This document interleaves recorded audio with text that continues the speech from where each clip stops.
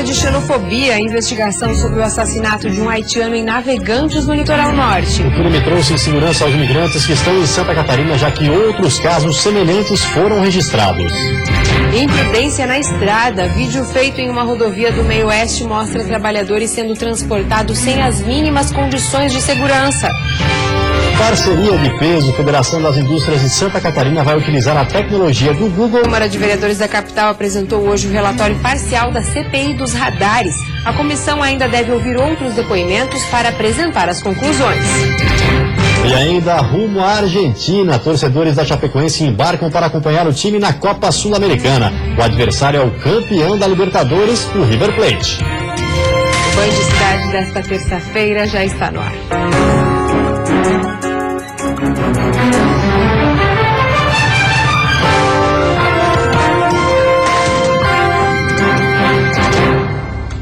Olá, boa noite. Boa noite. Preconceito racial pode ter sido um dos motivos para um crime bárbaro em Navegantes. Um haitiano de 33 anos foi morto a facadas no fim de semana.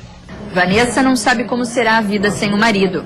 Ela é brasileira e há 2 anos vivia com Fetier Sterling, haitiano de 33 anos, atacado e morto a facadas por cerca de 10 jovens. Ela ainda não consegue acreditar que o preconceito tenha sido a causa desse crime bárbaro. Que eu nem sei como falar, nem sei como conseguir compreender que adolescentes conseguem tirar a vida de um ser humano, independente dele ser negro, independente dele ser haitiano. Eu tenho uma filha de 9 anos e ela é negra. Em 2014, um haitiano de 28 anos levou 5 tiros. Isso depois de sorrir para uma jovem. Na época, as investigações chegaram a 2 adolescentes. O crime que aconteceu no final de semana e o de janeiro do ano passado não foram os únicos, segundo este bombeiro voluntário de Navegantes. Está tendo uma perseguição muito grande sobre os haitianos aqui em Navegantes. Vocês têm atendido bastante ocorrência, então?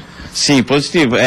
Nós estamos atendendo bastante ocorrência com haitianos, né? Agressões, baleados. Este homem, que vive no Brasil há 3 anos e prefere não se identificar, fala sobre o que passa todos os dias, o preconceito e a falta de apoio. Eu gosto aqui, vida. Eu gosto aqui no Brasil, tá triste, pessoal, gosto pessoalmente. Não pode matar a pessoa com faca. Não pode, não, tá triste, né? No último ano, o número de haitianos morando na cidade passou de 600 para 250. Segundo o diretor da Associação de Haitianos de Navegantes, crimes como esses aconteceram de forma isolada. Na maioria das vezes, essas pessoas são bem recebidas na cidade. A comunidade acolheu bem eles, né? Eles estão muito agregados, estão inseridos na educação, com seus filhos já matriculados. Tem uma resposta muito positiva das empresas que acolheram esses haitianos na mão de obra, né? Dizendo que eles são trabalhadores. As igrejas também acolheram bastante. O caso do final de semana está sendo investigado como crime de ódio, motivado pelo preconceito racial. Um dos jovens foi identificado, prestou depoimento na delegacia, mas foi liberado em seguida.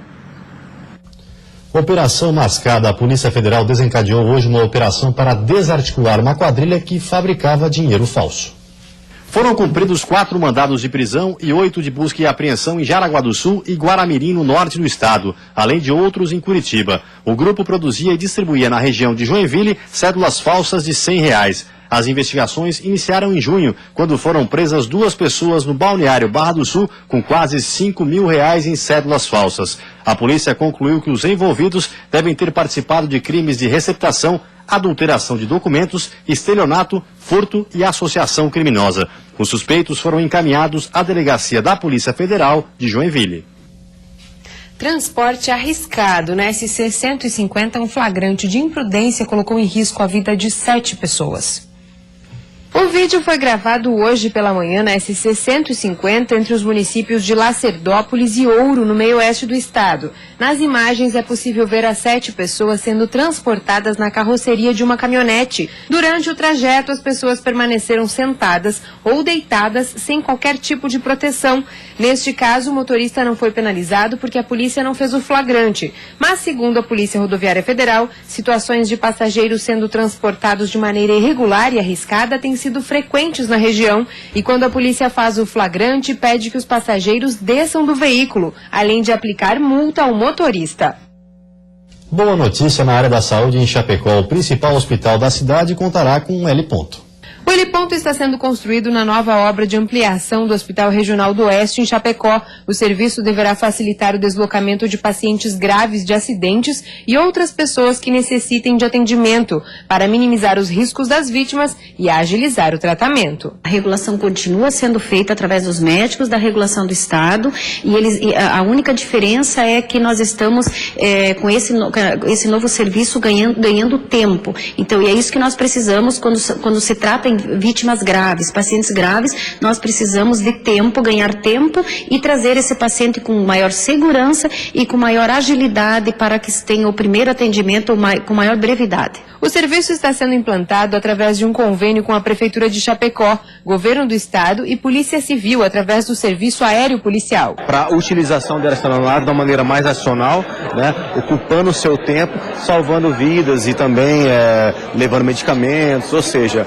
otimizando o uso dessa aeronave, não somente na parte policial, mas também agora na saúde. O helicóptero da Polícia Civil já realizou vários serviços de resgate a vítimas, como na enchente em Saudades, onde 5 pessoas da mesma família foram salvas, além do transporte de medicamentos para hospitais da região. Mas para auxiliar no transporte de vítimas de acidentes e pacientes, a aeronave deverá receber novos equipamentos. Esses equipamentos provavelmente vão ficar na sede e quando há o acionamento de emergência, nós pegamos a equipe do SAMU e nos deslocamos até o local onde vai ser realizado o atendimento, levando médico, levando enfermeiro, e de lá nós trazemos então aí a unidade hospitalar que possa prestar esse atendimento aí e dar continuidade. A expectativa é que a nova ala do Hospital Regional, juntamente com ele ponto, sejam concluídas até 2016. A obra custou aproximadamente 34 milhões de reais. O Hospital Regional do Oeste atende 118 municípios de Santa Catarina, Paraná e Rio Grande do Sul.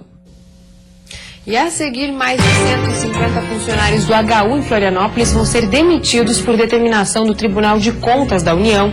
E ainda empresas buscam novas alternativas para driblar a instabilidade econômica e se garantirem no mercado.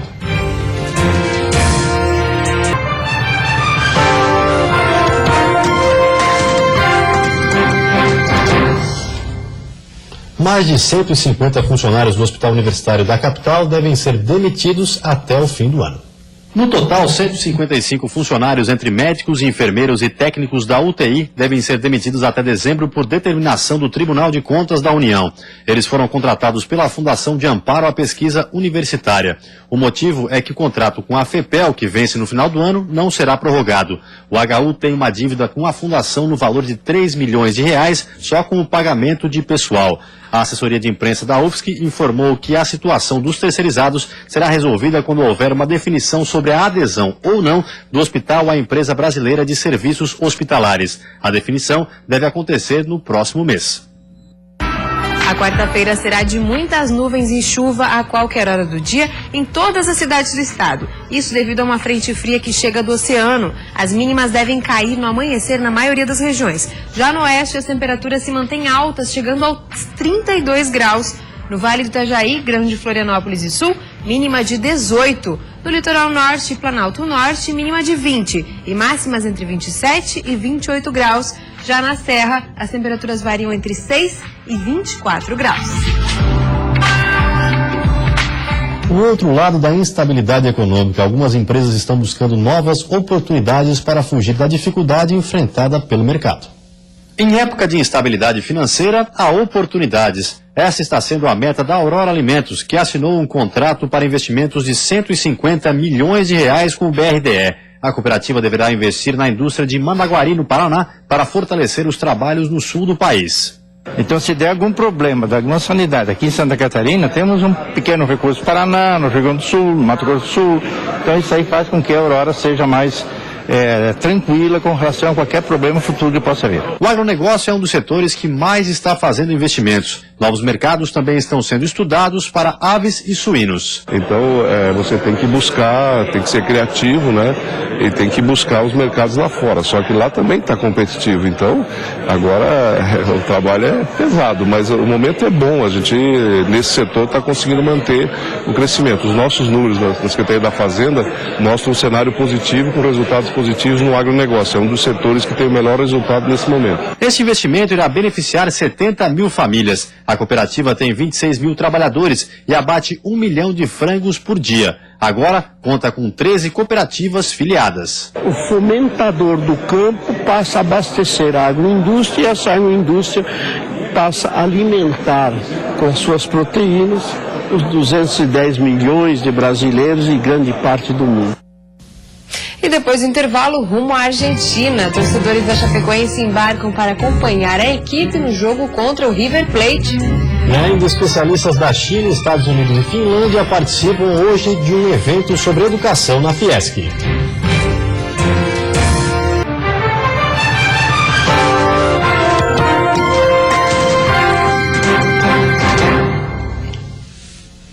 Futebol, torcedores da Chapecoense já estão a caminho da capital argentina para acompanhar a partida entre Chapecoense e River Plate pela Copa Sul-Americana. Torcedor que é torcedor acompanha o time até fora do país. Nada mais justo então do que assistir a partida entre Chapecoense e River Plate na Argentina. Mas até o destino final serão 20 horas de viagem de ônibus. Mas que cansaço que nada! Este grupo está bastante otimista. Vai ser um bom jogo e vai ser 2-1 para nós, para a Chapecoense. Nós estamos viajando já com esperança que nós conseguimos um bom resultado lá, mas no meu placar vai ser 2-1 para a Chapecoense. No mínimo um empate, né? Pra gente vir aqui, fazer um bom jogo aqui e ganhar desses caras aí. Quem sabe até no final da Sul-Americana e ser campeão, hein? Dentro das malas, roupas e mantimentos para a viagem. Mas o que os torcedores mais querem é conquistar uma vitória fora de casa. E na semana que vem, mais um adiantou os trabalhos em sua empresa para conseguir viajar e acompanhar o time do coração. O último domingo provou que a Chapecoense não está aí para brincar, está aí para disputar de igual a igual com o River. E fora de casa, dentro de casa, a Chapecoense está se mostrando um time bem postado. Ele está fazendo umas partidas atípicas do que ele vinha fazendo meses anteriores, né? Então, vamos dizer que é um mês, outubro rosa verde para nós, Chapecoense. Essa é a primeira vez que a Chapecoense consegue uma classificação numa competição internacional. O time do Oeste Catarinense já conseguiu eliminar o Libertad do Paraguai e agora quer passar para a próxima fase. Mesmo assim, o Verdão do Oeste ainda precisa continuar mantendo o foco no Brasileirão, porque quer permanecer na elite do futebol brasileiro em 2016. E pela Série B, o Criciúma, embalado pela vitória contra o Ceará, tem um jogo difícil hoje à noite em Salvador. Antes de encarar o Bahia, o Criciúma dispensou mais 2 jogadores. Paulinho e Marcos Assunção não fazem mais parte do elenco do Tigre. Mesmo assim, a vitória sobre o Ceará por 3-0 renovou os ânimos da equipe. E o clima para encarar o Bahia já é outro, mesmo sabendo que a equipe nordestina briga por um lugar no G4. A esperança é de uma boa partida contra os baianos. A única mudança na equipe deve ser a saída do zagueiro Adalberto, que sentiu uma lesão muscular. Para o lugar dele, Roberto Cavalo deve contar com Joilson. Nada que atrapalhe os planos de voltar para Criciúma com pelo menos 1 ponto a mais na tabela. Educação, economia e tecnologia foram temas de um seminário internacional hoje na Federação das Indústrias de Santa Catarina. Especialistas trouxeram experiências de ensino e falaram sobre iniciativas que deram certo em diversos países. Educação é um dos temas prioritários na agenda da indústria catarinense. Além do seminário internacional, que já está em sua 3ª edição, a Fiesc também mantém um prêmio em reconhecimento às iniciativas educadoras aplicadas aqui no estado.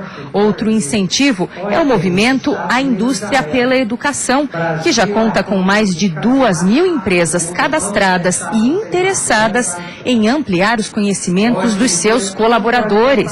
Para o presidente da Fiesc, a avaliação da educação brasileira é positiva. O acesso às instituições de ensino para ele é amplo, mas o que nem sempre acompanha a formação jovem, adulta e infantil, segundo Glauco, é a qualidade dos conteúdos. Por isso, em sua opinião, o Brasil precisa conquistar uma posição favorável nesse quesito, assim como se encontra entre as 10 maiores economias do mundo, já que os dois itens estão diretamente ligados. Cada vez vamos ter menos trabalhadores disponíveis no mercado. Por isso, nós temos que fazer um grande esforço para melhorar a escolaridade do trabalhador e dos jovens que vão chegar ao mundo do trabalho. Um trabalhador mais preparado, mais qualificado, ele é mais produtivo, a indústria se torna mais competitiva e todos ganham. Entre as alternativas para a ampliação desse mercado estão as formas atrativas de estudar, que podem agregar aos métodos convencionais novas tecnologias, criatividade e inovação. Um dos palestrantes, o diretor do Google, uma das maiores fontes de pesquisas da internet, explica que a própria empresa nasceu de um trabalho acadêmico feito por seus fundadores e que a intenção é continuar expandindo as parcerias firmadas pelo grupo. Você pega as estatísticas, por exemplo, do Brasil, para citar um país, né? A grande maioria dos meninos acaba nem terminando o seu ensino médio. E a gente sente que existe quase que um sentido de desesperança nesses meninos, que eles não veem a razão pelo fato deles irem para a escola, né? Então a educação ela ficou, por um lado, muito chata, muito cansativa, e por outro lado, pouco estimulante. Em Santa Catarina, o Google e a Fiesc acabam de firmar um termo de cooperação. O compromisso é usar os aplicativos e plataformas online para garantir a educação cada vez mais sem fronteiras. Novidade no transporte. Em Sara, no sul do estado, um trem está servindo de locomoção para estudantes que diariamente precisam assistir aulas em Criciúma. Com capacidade para 150 pessoas, o trem levará estudantes de Sara para Criciúma. Alguns vagões têm cerca de 60 anos e estavam sendo utilizados para passeios turísticos. A ideia, além de diminuir o número de veículos nas ruas e evitar os congestionamentos, é também economizar. São cerca de R$15 mil por mês que o município de Sara deixaria de gastar, já que hoje são 5 ônibus que fazem este transporte diariamente. Quem participou do primeiro teste estava satisfeito com a possibilidade de ter mais essa opção. Eu acho que o trem vai facilitar bastante assim, o transporte dos alunos, né? E é uma ideia também sustentável, né? O clima até pode ser de nostalgia, mas o trem, que parecia ultrapassado, pode voltar a ter o seu espaço e tem se mostrado uma opção até mais sustentável, quem sabe uma tendência para o futuro, mas vale lembrar que por enquanto o transporte de estudantes utilizando o trem é apenas um teste. Eu espero que esse teste chame a atenção da Agência Nacional de Transporte Terrestre, a ANTT, e possamos rapidamente fazer uma concessão para transporte de passageiros na conurbação de Sara com Criciúma. E a seguir, suspeita de fraudes em contratos públicos, a Câmara de Vereadores da capital apresentou hoje o relatório parcial da CPI dos radares. E foi concluído o relatório que pede o afastamento do prefeito de Lages, Eliseu Matos.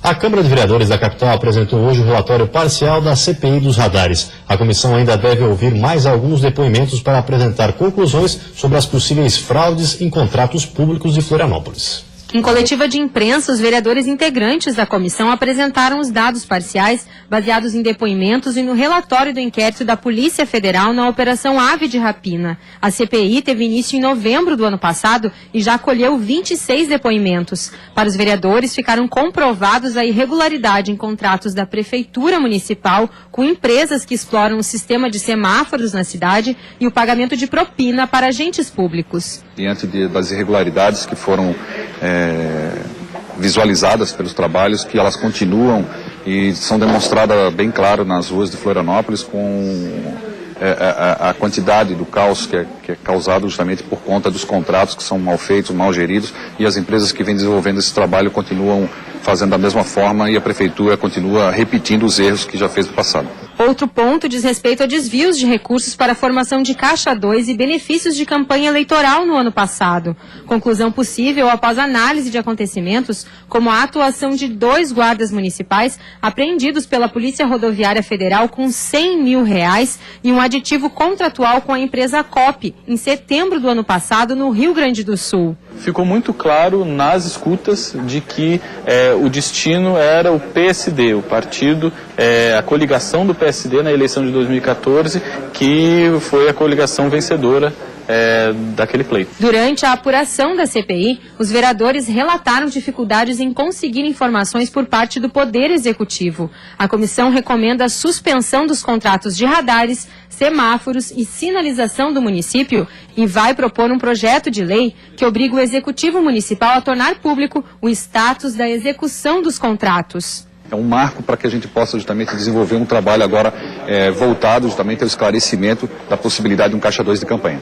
A CPI tem como base a Operação Ave de Rapina, deflagrada pela Polícia Federal, que desvendou fraudes em órgãos públicos, principalmente em licitações. Cerca de R$30 milhões é o prejuízo gerado aos cofres públicos de Florianópolis. Foi concluído o relatório que pede o afastamento do prefeito de Lages, Eliseu Matos. A comissão parlamentar processante foi instaurada na Câmara de Vereadores da cidade para analisar o pedido de cassação do prefeito. O julgamento do caso deve acontecer ainda nesta semana. Foram cerca de 85 dias de trabalho para a conclusão do relatório que pede o impeachment de Eliseu Matos. A comissão parlamentar processante foi instaurada em dezembro do ano passado e chegou a ser suspensa por 7 meses. Em outubro, por decisão judicial, os trabalhos foram retomados. Segundo o relator, depois de analisadas as provas e ouvidas as testemunhas de defesa, a comissão entendeu que o prefeito de Lages faltou com decoro na administração municipal, ou seja, não procedeu de forma compatível com o cargo. Um documento muito forte, né, que pautou os trabalhos da comissão, foi justamente a cópia do relatório do GAECO, né, em relação à Operação Águas Limpas, né? E ali foram colacionados junto ao processo diversas tópicos, vamos dizer assim, né, manifestações por parte daquela investigação que deixaram muito claras para a comissão a conduta indevida, né? A comissão parlamentar processante foi criada na Câmara a pedido de um eleitor depois que o prefeito Eliseu Matos começou a ser investigado pelo Ministério Público. As suspeitas são de desvio de dinheiro público e fraudes em licitações na Secretaria de Águas e Saneamento da cidade. O prefeito chegou a ficar afastado do cargo por 10 meses e ainda ficou detido por quase 3 meses no batalhão da Polícia Militar. Depois de concluído, o relatório foi entregue ao presidente da Casa. A sessão de julgamento do impeachment de Eliseu Matos está marcada para sexta-feira. Para que isso aconteça, é preciso que 13 dos 19 vereadores votem a favor da cassação. A defesa do prefeito e também os vereadores vão poder se manifestar antes do início da votação. Mas, de acordo com o advogado de defesa, um agravo de instrumento pedindo a suspensão dos trabalhos já está no Tribunal de Justiça para ser julgado. A alegação é de que a comissão não vem cumprindo com a legislação desde que iniciou os trabalhos. Houve um flagrante cerceamento de defesa. Flagrante cerceamento de defesa porque, aliás, é o zero e viseiro a prática desses membros da comissão em cercear o direito de defesa do nosso prefeito. E antes de encerrarmos, uma olhadinha no trânsito da capital. Aí você acompanha imagens ao vivo das pontes Colombo, Salles e Pedro Ivo Campos, movimento intenso, principalmente para quem deixa a ilha de Santa Catarina. E agora em Florianópolis, 23 graus.